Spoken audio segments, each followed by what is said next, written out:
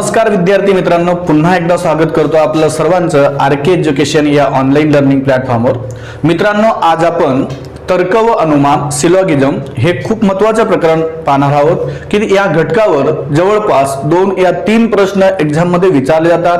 ते PSI ST ASO म्हणजेच combine असो की राज्यसेवा असो, या एक्झाम मध्ये तर्क व अनुमान या घटकांवर 2 प्रश्न विचारले जातात। चला तर पाहूया आजच्या सेशन मध्ये तर्क व अनुमानचे जे बेसिक पॉइंट्स आहेत ते आपण या ठिकाणी पाहणार आहोत। आणि एक खूप महत्त्वाचं या ठिकाणी तुम्हाला सांगायचं मित्रांनो, तर्क व अनुमान म्हणजे सिलॉगिझम हे प्रकरण विदाउट व्हेन डायग्रामने आपण पाहणार आहोत। काय मित्रांनो? विदाउट व्हेन डायग्रामने। ठीक आहे, चला सुरुवात करूया। आजचे जे काही पॉइंट दिलेले आहेत आपल्या जवळ की उपसर्ग काय असतात, त्याचे पॉइंट काय दिलेले असतात।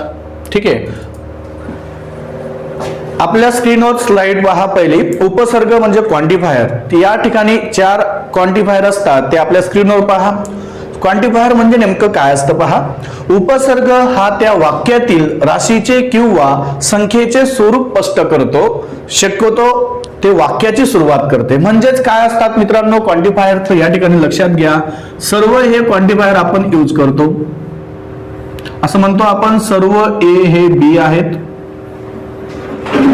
सर्व ए हे बी आहेत। याच्यामध्ये सर्व हे जे आहे याला म्हटलं जातं उपसर्ग, याला इंग्लिश मध्ये म्हटलं जातं मित्रांनो क्वांटिफायर। त्याच्यानंतर आपण असं म्हणतो एकही ए हा बी नाही,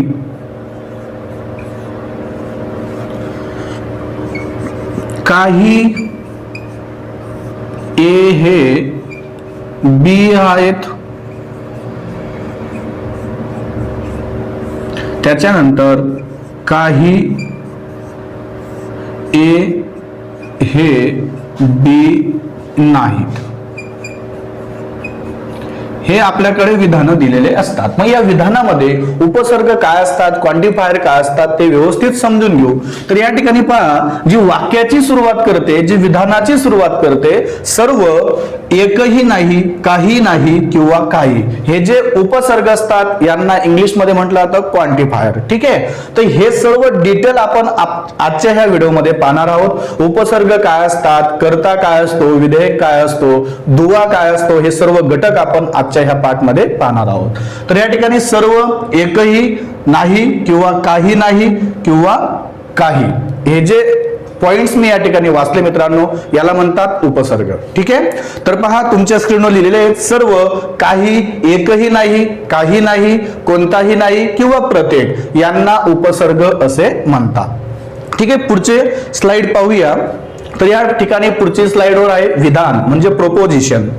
विधान हे उपसर्ग, कर्ता व विधेय व दुवा, उपसर्ग, कर्ता, विधेय व दुवा यांनी बनलेले एक वाक्य असते। विधान म्हणजे काय मित्रांनो, या ठिकाणी स्टेटमेंट आणि आपल्याला कन्क्लुजन दिलेले असतात, त्याच्यामध्ये विधान असतात। हे जे तुमच्या स्क्रीनवर मी लिहिलेले आहेत यांना विधान असं म्हटलं जातं। तर विधान कसं तयार झालं, तर या ठिकाणी पहा, सर्व हे उपसर्ग आले, ए हा कर्ता आला, ए हा काय आला मित्रांनो कर्ता, बी हा आला विधेय, याला प्रेडिकेट म्हटलं जातं विधेय, आणि आहेत, नाही आणि आहेत, हे जे आहेत हे दुवा असं म्हटलं जातं। हे सर्वांची जी मांडणी आहे, जी रचना आहे, इज इक्वल टू विधान। तर पहा विधानाची रचना उपसर्ग अधिक कर्ता अधिक विधेय प्लस दुवा, तर ही मांडणी असते विधानाची। समजलं मित्रांनो? तर या ठिकाणी फक्त बेसिक माहिती आपल्याला आजच्या ह्या व्हिडिओ मध्ये पाहायचे, एकदम शॉर्टकटने आपण सिलॉग सोडवणार आहोत विदाउट व्हेन डायग्रामने। ठीक आहे, पुढची स्लाइडवर जाऊया। पुढची स्लाइड पहा, तुम्हाला सांगितलं की ए हा कर्ता आहे, त्याच्यानंतर बी हा विधेय आहे, त्याला प्रेडिकेट असं इंग्लिश मध्ये म्हटलं जातं, त्याच्यानंतर आहेत, नाही, हे दुवा आहेत। ठीक आहे, तर कर्ता काय म्हणतो पहा, कर्ता हा वस्तुस्थितीचे समर्थन करतो किंवा नाकारतो। या ठिकाणी वस्तुस्थितीचे समर्थन करतो किंवा नाकारतो, यालाच कर्ता असं म्हटलं जातं। ओके, त्याच्यानंतर पुढचा पॉइंट आहे विधेय, प्रिडिकेट, हे त्या वाक्यातील कर्ताविषयी अधिक माहिती सांगते। म्हणजेच याचा अर्थ आपण त्याला इंग्लिश मध्ये विशेषण असं म्हणतो, विशेषणासारखी तो मदत करतो। त्याच्यानंतर दुवा, शेवटचा जो पॉइंट आहे तो दुवा, हा कर्ता व विधेय यामध्ये विशिष्ट संबंध प्रस्थापित करते. फक्त बेसिक माहिती आपण या ठिकाणी पाहत आहोत. ठीक आहे, कर्ता समजला असेल, विधेय समजला असेल आपल्याला, त्याच्यानंतर दुवा. ओके, चला पुढचा पॉइंट पाहूया. पुढचा पॉइंट आहे मित्रांनो द फोर क्वांटिफायर. हे खूप महत्वाचे आहेत. इथून सुरुवात आहे मित्रांनो तुमचे सिलॉग समजण्याची. जर तुम्ही पहिल्यापासून व्यवस्थित व्हिडिओ शेवटपर्यंत बघत आले तरच तुम्हाला हे सिलॉग हे प्रकरण व्यवस्थित समजेल. ठीक आहे, तर या ठिकाणी पहिला पॉइंट दिलेला आहे सर्व. त्याला इंग्लिशमध्ये ऑल असं म्हटलं जातं.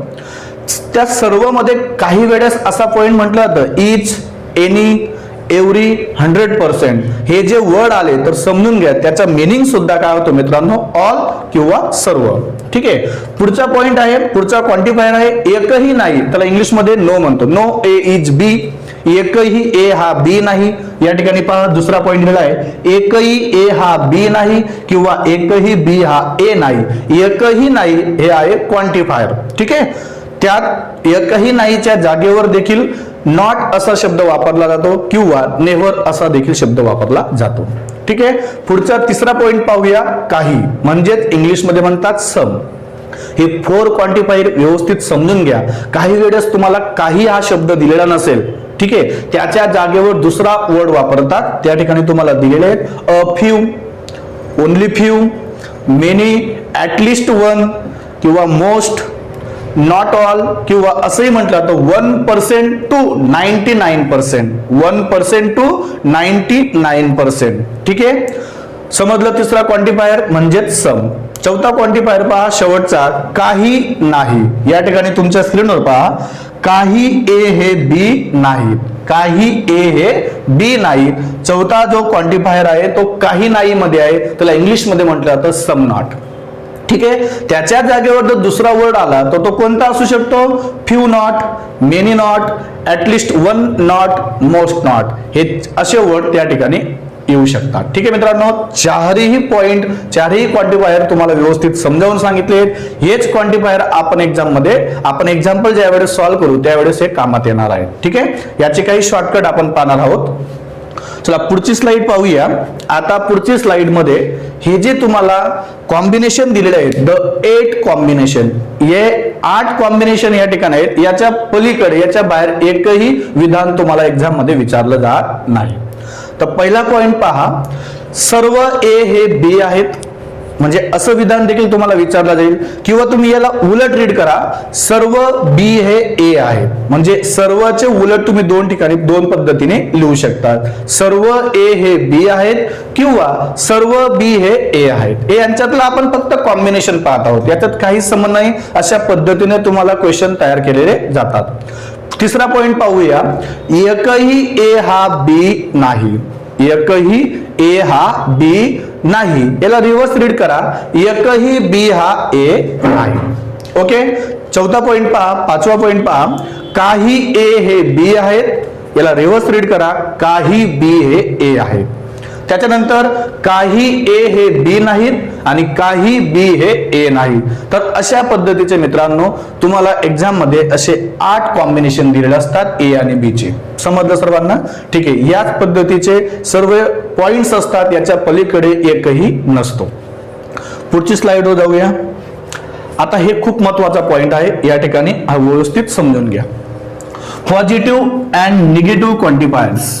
आता पॉझिटिव्ह आणि निगेटिव्ह क्वांटिफायर्स कोणते असतात? जे क्वांटिफायर्स आपण पाहिले, सर्व, काही, काही नाही, एकही नाही, हे जे 4 उपसर्ग क्वांटिफायर आपण जे पाहिले, याच्यामध्ये पॉझिटिव्ह क्वांटिफायर कोणते असतात आणि निगेटिव्ह क्वांटिफायर कोणते असतात हे का या ठिकाणी मी तुम्हाला सांगतोय मित्रांनो. आपण ज्या वेळेस क्वेश्चन सॉल्व्ह करू त्यावेळेस विधानं दिलेले असतात आणि पॉझिटिव्ह आणि निगेटिव्ह हा जर रूल तुम्हाला व्यवस्थित समजला तर काही सेकंदाने तुम्ही फक्त जज करू शकतात की हे 100% येऊ शकत नाही ऑप्शन इलिमिनेटच्या वेळेस. ठीक आहे, त्यावेळेस पॉझिटिव्ह आणि निगेटिव्ह क्वांटिफायर्स खूप महत्वाचे असतात, ते व्यवस्थित समजून घ्या. पॉझिटिव्ह क्वांटिफायर्स कोणते आहेत तर लक्षात घ्या, सर्व. पॉझिटिव्ह मध्ये कोणते कोणते क्वांटिफायर येतात? सर्व, आणि त्याच्यानंतर काय येतो मित्रांनो? काही. हे जे 2 क्वांटिफायर आहेत याला म्हणतात पॉझिटिव्ह क्वांटिफायर्स. याला काय म्हटलं जातं? Positive quantifiers. ओके, पुढचे आहेत निगेटिव्ह क्वांटिफायर्स. आता निगेटिव्ह क्वांटिफायर्स कोणते असतात? त्याच्यापैकी एक आहे एकही नाही, एकही नाही, नाही हा वर्ड आला म्हणजे समजून घ्या ते निगेटिव्ह क्वांटिफायर्स असेल. आणि लास्ट आहे काही नाही, काही नाही, याला म्हटलं जातं निगेटिव्ह क्वांटिफायर्स. खूप महत्वाचे पॉइंट्स मित्रांनो हे जे 4 क्वांटिफायर्स आपण पाहिले, सर्व, एकही नाही, काही आणि काही नाही, याच्यामध्ये पॉझिटिव्ह क्वांटिफायर्स मध्ये येतात सर्व आणि काही, निगेटिव्ह क्वांटिफायर्स मध्ये येतात एकही नाही आणि काही नाही. ठीक आहे, पॉइंट क्लिअर झाला. तर याच्यावर आधारित एक रूल आहे, तो रूल पहा आपल्या स्क्रीनवर.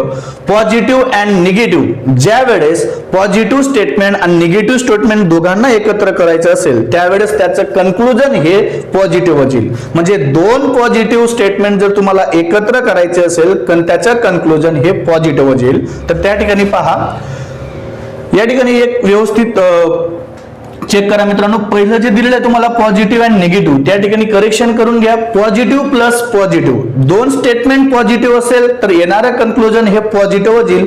ज्या स्क्रीन मध्ये तुम्ही पहा, पहिलं जो रूल दिलेला आहे पॉझिटिव्ह अँड निगेटिव्ह, निगेटिव्हला पॉझिटिव्ह करा आणि त्या ठिकाणी थोडं करेक्शन करा.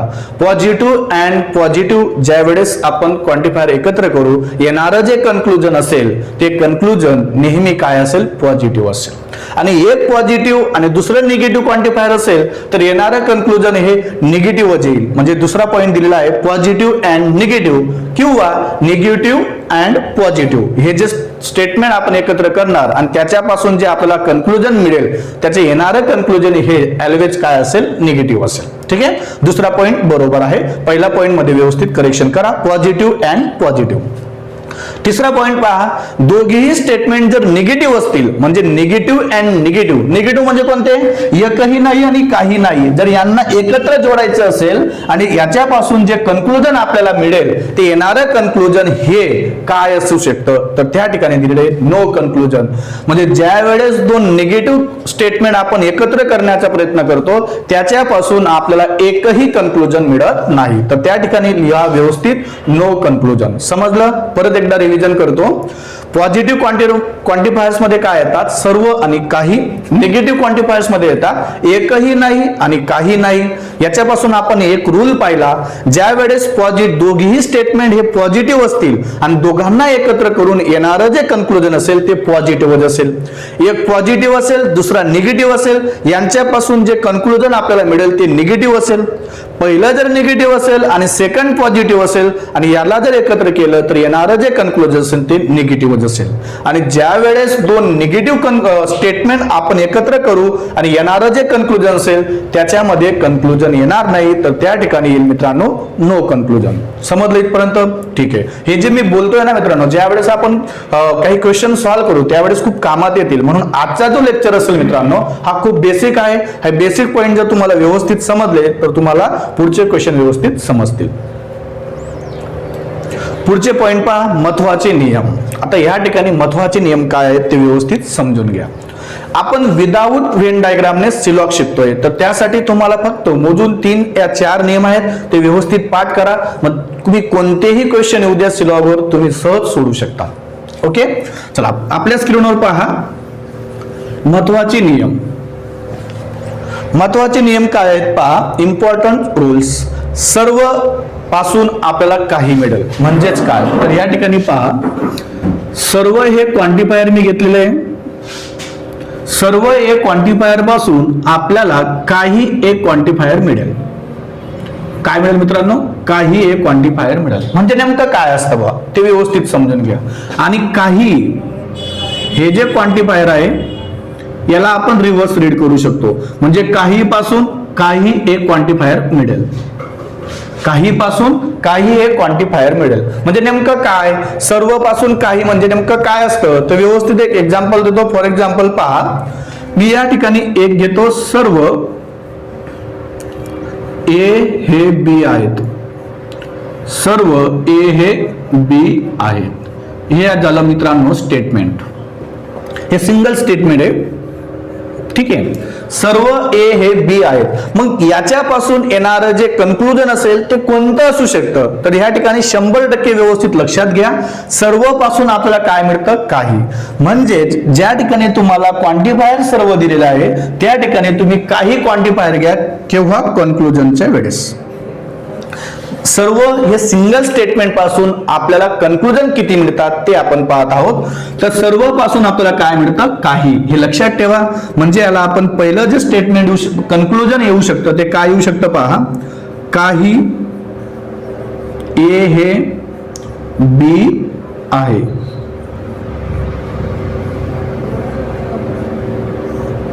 सर्व या स्टेटमेंट पासून आपल्याला कोणता कन्क्लुजन मिळालं मित्रांनो, काही. म्हणजे सर्व ए हे बी आहेत, तर याच्यापासून एक कन्क्लुजन मिळालं कोणतं, काही ए हे बी आहे. बोला सर्वांनी, काही ए हे बी आहे.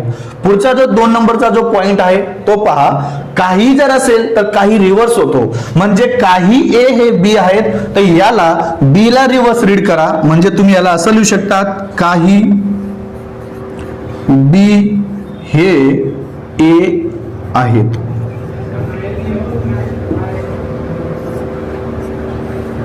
काही बी हे ए आहेत.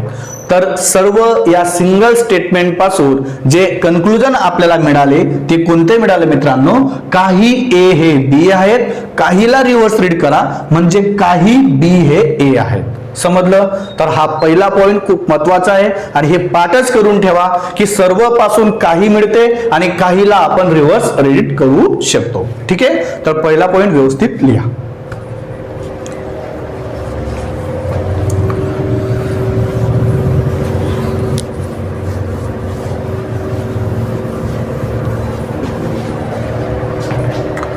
दुसरा रूल पाहूया. दुसरा रूल काय म्हटलंय पहा, एकही नाही, एकही नाही. एकही नाही हे जर क्वांटिफायर जर स्टेटमेंट मध्ये आलं तर येणारं कन्क्लुजन मध्ये काय असेल, एकही नाही पासून आपल्याला काही नाही,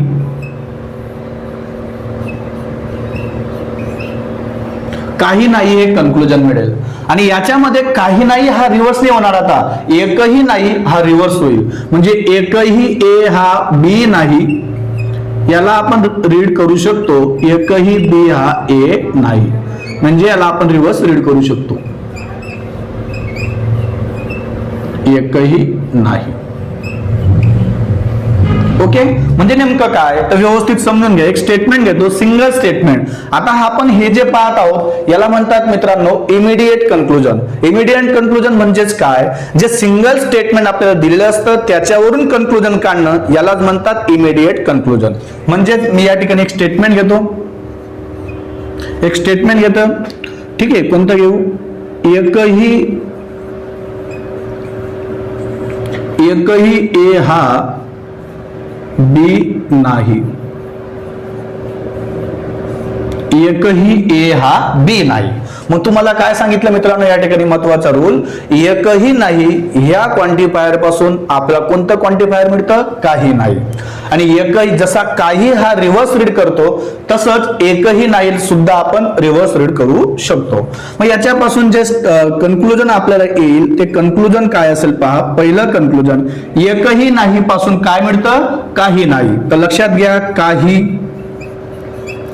ए हे बी नाहीत. एकही नाही पासून काय मिळतो, काही नाही. ओके. पुढचा पॉइंट पहा, एकही नाही काय होतो, रिव्हर्स होतो. मागच्या वेळेस दुसरा जो पहिला जो पॉइंट पाहिला त्याच्यामध्ये काहीला आपण रिव्हर्स रीड करू शकत होतो. काही ए हे बी आहेत, त्याला रिपीट आपण रीड केलं, काही बी हे ए आहेत. तसंच या ठिकाणी एकही ए हा बी नाही आणि ऑलरेडी आपल्याला स्टेटमेंट मध्ये ते दिलेलं आहे म्हणजे कन्क्लुजन निघू शकत नाही. एकही नाहीला आपण रिव्हर्स रीड करू शकतो, एकही बी हा ए नाही, एकही बी हा ए नाही. मग एकही ए हा बी नाही तर याला रिव्हर्स रीड केला, एकही बी हा ए नाही. तर या सिंगल स्टेटमेंट पासून आपल्याला 2 कन्क्लुजन मिळालं तर याला म्हणतात मित्रांनो इमिडिएट कन्क्लुजन. याला काय म्हणतात, इमिडिएट कन्क्लुजन, आयसीज. कळलं सर्वांना. परत आपण रिपीट करूया. सर्व या क्वांटिफायर पासून आपल्याला काही एक क्वांटिफायर मिळतं आणि काहीला आपण रिव्हर्स रीड करू शकतो. म्हणजेच असं, काही ए हे बी आहे तर याला रिव्हर्स रीड करा, काही बी हे ए आहे. त्याच्यानंतर आपण पुढचा पॉइंट पाहिला, एकही नाही या क्वांटिफायर पासून आपल्याला मिळतं काही नाही. म्हणजेच काय, एकही ए हा बी नाही, तर याच्यापासून कन्क्लुजन काय मिळेल, तर काही ए हे बी नाही. काही नाहीला रिव्हर्स रीड करायचं नाही, एकही नाही या क्वांटिफायरला रिव्हर्स रीड करा. म्हणजेच कसं, सेकंड कन्क्लुजन काय होतं मित्रांनो, एकही बी हा ए नाही, एकही बी हा ए नाही. तर या सिंगल स्टेटमेंट पासून आपल्याला दोन कन्क्लुजन मिळाले. ठीक आहे, आणि या प्रोसेसला काय म्हणतात मित्रांनो, इमिडिएट कन्क्लुजन. कळलं सर्वांना? Okay, note down. आता पुढचे पॉइंट पहा, पुढच्या स्लाइडवर पहा, निष्कर्षाचे प्रकार म्हणजेच types of conclusion. Immediate conclusion म्हणजेच त्याला आयसीज म्हटलंय, तर एकाच विधानावरून निष्कर्ष काढणे. आता आपण आपल्या समोर एक स्टेटमेंट तुम्हाला दिलेले, एक विधान दिलेलं आहे, तर या विधानावरून जे आपण कन्क्लुजन काढलं त्या प्रोसेसला काय म्हणतात मित्रांनो, इमिडिएट कन्क्लुजन. काय म्हणतात, इमिडिएट कन्क्लुजन. पहा, जसं खाली पॉइंट दिले, सर्व यापासून काही मिळते, एकही नाही पासून काय मिळतो, काही नाही. काही हा रिव्हर्स रीड करायचा, एकही नाही हा रिव्हर्स रीड करायचा. फक्त हे 4 पॉइंट या ठिकाणी लक्षात ठेवा, याच्यानेच तुम्हाला पुढचे सर्व क्वेश्चन सॉल्व्ह करता येऊ शकतात. ओके, सेकंड पहा, दुसरा पॉइंट त्याला म्हणतात मेन कन्क्लुजन. एमसीज म्हटलं त्याला, दोन विधाने एकत्र करून. आता या ठिकाणी सिंगल स्टेटमेंट दिले आहेत, सिंगल विधान दिलेले आहेत. ज्या वेळेस दोन विधानं आपण एकत्र करू त्यावेळेस जे मिळणारं कन्क्लुजन असेल, त्यावेळेस मिळणारं जे कन्क्लुजन असेल त्याला म्हणतात मित्रांनो मेन कन्क्लुजन. पहा, दोन विधाने एकत्र करून मिळणारे निष्कर्षाला मेन कन्क्लुजन असं म्हटलं जातं. ठीक आहे, याच्यामध्ये इंग्लिशमध्ये एक पॉइंट दिलेला आहे, तो रीड करा. Does not consist of middle term. Does not consist of middle term म्हणजे या ठिकाणी जो मिडल टर्म असतो, म्हणजे एकही ए हा बी नाही, तर काही बी हे सी नाही. तर या ठिकाणी पहा, बी बी हा काय आला, कॉमन आला, मिडल टर्म आला, तर याच्यात काही संबंध नसतो. याला कट करू, ए आणि सी मध्ये जे रिलेशन जोडलं जातं त्याला म्हटलं जातं मित्रांनो मेन कन्क्लुजन. आता हे मेन कन्क्लुजन काय असतं, ज्यावेळेस आपण एक्झाम्पल सॉल्व्ह करू त्यावेळेस तुम्हाला व्यवस्थित समजेल. ठीक आहे, पुढचा पॉइंट पाहूया. पुढचं पहा, तर्क व अनुमानचे लास्ट पॉइंट असेल. आता हे कुठे यूज केलं जातं, जे आपण मेन कन्क्लुजन मी तुम्हाला या ठिकाणी सांगितलं मित्रांनो, सर्व प्लस सर्व इज इक्वल टू सर्व. म्हणजेच काय असेल पहा, मी असं म्हणतो, या ठिकाणी एक स्टेटमेंट घेतो जेणेकरून तुम्हाला हे सर्व पॉइंट व्यवस्थित समजतील. सर्व ए हे बी आहेत, सर्व ए हे बी आहेत. आणि पुढचा पॉइंट असा दिलाय मित्रांनो तुम्हाला, सर्व बी हे सी आहेत. हे दिलेले दोन स्टेटमेंट. आता ह्या दोन स्टेटमेंट वरून जे आपल्याला कन्क्लुजन मिळेल त्यालाच म्हटलं जातं मित्रांनो मेन कन्क्लुजन. आता या ठिकाणी मिडल टर्मला कन्सिडर करणार नाही, म्हणजे ह्याच्यामध्ये मिडल टर्म हे सेम असतं, कॉमन असतं. मग आता कोणाकोणामध्ये तुम्हाला कन्क्लुजन काढायचं आहे, ए आणि सी मध्ये. ज्या वेळेस तुम्ही ए आणि सी मध्ये कन्क्लुजन काढणार, सर्व अधिक सर्व, सर्व अधिक सर्व पहा त्या ठिकाणी दिलेला आहे, सर्व प्लस सर्व इज इक्वल टू सर्व. म्हणजे ज्या वेळेस तुम्ही दोन स्टेटमेंट एकत्र जोडणार आणि त्यांचे क्वांटिफायर, त्याची वाक्याची सुरुवात सर्व अधिक सर्व असेल, तर येणारं कन्क्लुजन हे सुरुवात करेल सर्वने. हे कशाने सुरुवात करेल, सर्वने. त्याच्यानंतर पुढचा पॉइंट काय म्हटलाय, सर्व अधिक सर्व इज इक्वल टू काही. आणि तुम्हाला सांगितलंय की सर्व पासून आपल्याला काय मिळतं, काही. हे नेमकं काय पॉइंट आहे, ज्यावेळेस आपण विधान पाहूया त्यावेळेस तुम्हाला व्यवस्थित समजेल. ठीक आहे, तिसरा पॉइंट पहा, सर्व अधिक एकही नाही. म्हणजे या ठिकाणी मी असं म्हणतो की सर्व ए हे बी आहेत, तर या ठिकाणी असं म्हणतो एकही बी हा सी नाही, एकही बी हा सी नाही. मग आता पहा, बी बी याच्यामध्ये कॉमन आहे, मग सर्व आणि एकही नाही मध्ये जर ए आणि सी मध्ये जर आपल्याला कन्क्लुजन काढायचे असेल तर या ठिकाणी क्वांटिफायरने सुरुवात कोणाकोणाची झालेली आहे, सर्व प्लस एकही नाही. काय, सर्व प्लस एक नाही. तिसरा पॉइंट पहा, ज्या वेळेस तुम्ही मेन कन्क्लुजन काढणार सर्व प्लस एकही नाही, त्याच्यापासून मिळणारं जे कन्क्लुजन असेल ते काय असेल, एकही नाही. काय असेल मित्रांनो, एकही नाही. म्हणजे ज्याला आपण असं लिहू शकतो, एकही ए आ सी नाही, एकही ए आ सी नाही, एकही ए आ सी नाही. ओके, तर हे आहेत मित्रांनो मेन कन्क्लुजनचा रूल. सर्व अधिक सर्व इज इक्वल टू सर्व मिळेल, सर्व अधिक सर्व इज इक्वल टू काही सुद्धा मिळेल, सर्व अधिक एकही नाही यापासून आपल्याला एकही नाही मिळेल, आणि सर्व प्लस काही पासून आपल्याला काही मिळेल, आणि सर्व प्लस काही नाही यापासून आपल्याला काही नाही मिळणार, आणि काही प्लस एकही नाही यापासून आपल्याला मिळेल काही नाही. तर हे पॉइंट तुम्हाला व्यवस्थित पाठ करून ठेवावे लागतील. ठीक आहे, तर हे मेन कन्क्लुजन आपण ज्या वेळेस सॉल्व्ह करणार त्यावेळेस हे रूल तुम्हाला पाठ होऊन जातील. ठीक आहे, चला पुढची स्लाइड पाहूया. पुढची स्लाइड मध्ये पहा, नो कन्क्लुजन. नो कन्क्लुजन म्हणजे नेमकं काय, ज्या वेळेस तुम्ही दोन स्टेटमेंट एकत्र जोडणार, मेन कन्क्लुजन काढणार, त्यावेळेस नो कन्क्लुजन केव्हा केव्हा असू शकतो. ठीक आहे, त्याच्यामध्ये पहा पहिला पॉइंट, दोघी स्टेटमेंट मध्ये जर काही काही असेल, इथं काही असेल इथे काही असेल, तर ए आणि सी मध्ये रिलेशन लागणार नाही आणि ए आणि सी मध्ये कन्क्लुजन मिळणारच नाही. तर पहा, काही प्लस काही is equal to no conclusion, काही प्लस काही नाही is equal to no conclusion. म्हणजे ज्या वेळेस तुमचे असे वर्ड असतील मित्रांनो, काही प्लस काही नाही प्लस काही नाही प्लस एकही नाही, एकही नाही प्लस एकही नाही, ज्या वेळेस असे वर्ड आले याच्यापासून आपल्याला मेन कन्क्लुजन मिळत नाही. सिंपल भाषेत सांगायचं अर्थ मित्रांनो, हे सर्व स्टेटमेंट पहा, काही नाही मध्ये एक निगेटिव्ह आहे, दोन निगेटिव्ह जर मिळाले, two negative gets no conclusion. ठीक आहे, अशा स्टेटमेंट मध्ये जर आपल्याला दोन निगेटिव्ह स्टेटमेंट मिळाले त्याच्यापासून आपल्याला जे कन्क्लुजन मिळेल त्या कन्क्लुजन असेल नो कन्क्लुजन. ठीक आहे, तर असे हे तुमचे तर्क व अनुमानवर रूल आहेत. तर व्यवस्थित तुम्ही जे सर्व स्लाइड तुमच्या समोर जे मांडलेले आहे ते व्यवस्थित पहा, व्यवस्थित पाठ करा. चला तर भेटूया पुढच्या पाठ मध्ये नवीन उदाहरणासहित. तोपर्यंत धन्यवाद, बाय.